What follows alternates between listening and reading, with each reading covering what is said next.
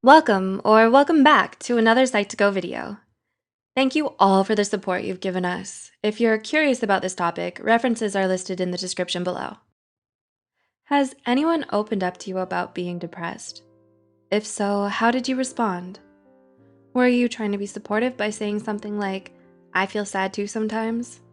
Although the effort to support is appreciated, a response like this means you might be one of the many who are unclear of the difference between sadness and depression. On the surface, they seem quite similar. However, there are a number of important differences between them.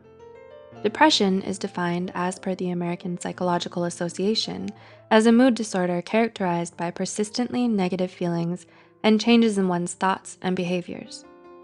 Over 25% of the global population suffers from depression, making it the most common mental illness in the world. Over 25%. That means approximately 1 in 4 people. A little sobering, isn't it?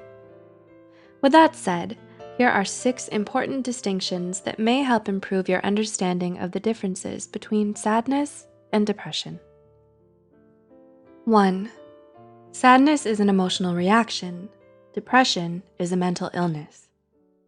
Much like sneezing and coughing can be due to an irritant like pepper, but you don't have a cold. Similarly, you can feel sadness, but this doesn't always mean a diagnosis of depression. Sadness is a part of the natural and normal spectrum of a healthy human's emotions that all of us experience at times throughout our lives. Feeling sad is a normal response to hurt or distress, and it also comes and goes, fading when the trigger is no longer present. Depression does not come and go.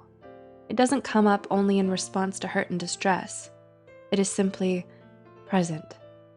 Depression is one of the most misunderstood mental illnesses in the world, affecting over 16.1 million people in the US alone. 2.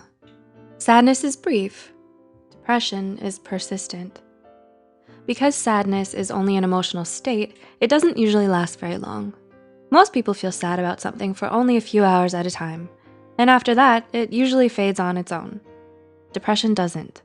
Depression is chronic, and a depressive episode can last up to months or even years at a time, especially if it's left untreated. It's a serious condition that requires psychological intervention from a mental health care professional before it can get better. 3. Sadness is specific. Depression is vague. While sadness can sometimes seem to hit out of the blue, there's usually a reason behind it. Specific nameable events like failing at a task, disappointment in a job, or the loss of a loved one can elicit sadness. So while it's easy to share and open up about what's making us sad, the same can't be said for depression. Unlike sadness, depression is not a reaction to a negative situation. A common difficulty is that those struggling with depression don't understand why they're depressed. While it's true that depressive episodes can occasionally be triggered by specific events, in most cases, depression seems to develop for no reason at all. 4. Sadness is subjective. Depression is objective. Sadness is a personal experience with the occurrence and measurement of severity dependent on the affected person's perception alone. Depression requires a professional diagnosis. The persistent occurrence of a combination of symptoms like fatigue, loss of interest, misery, pain, or body aches, among others, need to be present in order for a psychologist to say that someone has depression. 5. Sadness has short-term effects. Depression has long-term consequences. Sadness, as mentioned before, is brief, and it fades. So while you may call in sick for a day or decline invitations to go out once or twice, within a relatively short time, like a week, you'll start to get back to normal. You know your life hasn't significantly changed because you still have your regular job, and your life gets back on track. Depression can't be taken so lightly, as it affects all areas of a person's life. It can negatively and persistently impact everything from work performance to physical health to thought patterns. You may find it hard to feel good about yourself, experiencing feelings of guilt, worthlessness, and insecurity. This is why severe depression is often associated with self-harm and suicidal ideation. And 6. Sadness affects your mood. Depression affects your life. When you're sad, the normal reaction is to try to cheer yourself up with happy, enjoyable distractions, like going out with friends, doing that hobby you love, or even opening up to someone as a catharsis. Even when the sadness feels overwhelming and all-encompassing, there are moments when you still laugh, have fun, and feel truly happy, with no hidden shadow. Struggling with depression, especially during a downward swing, however, isn't so easily dealt with. It can be hard to find enjoyment in anything, where even things you love seem pointless.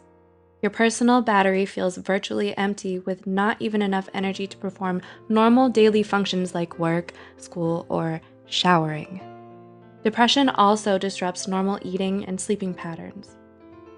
All these factors combined mean you'll likely end up staying in bed all day, feeling empty, hopeless, and alone. Knowing the difference between sadness and depression can do so much in helping your understanding of mental illness in general. There are so many harmful myths and misconceptions surrounding depression, like it's a choice, it's make-believe, and more. So educating yourself about it makes you more compassionate and understanding to those who may be struggling with it, including yourself. Does this video resonate with you? Is there someone you'd like to reach out to? If you're interested in learning more, watch our videos 5 Hidden Signs of Depression and 10 Things Depression Makes Us Do. The links are in the description below. Please like, share, and subscribe. With your help, Psych2Go can help further understanding for everyone.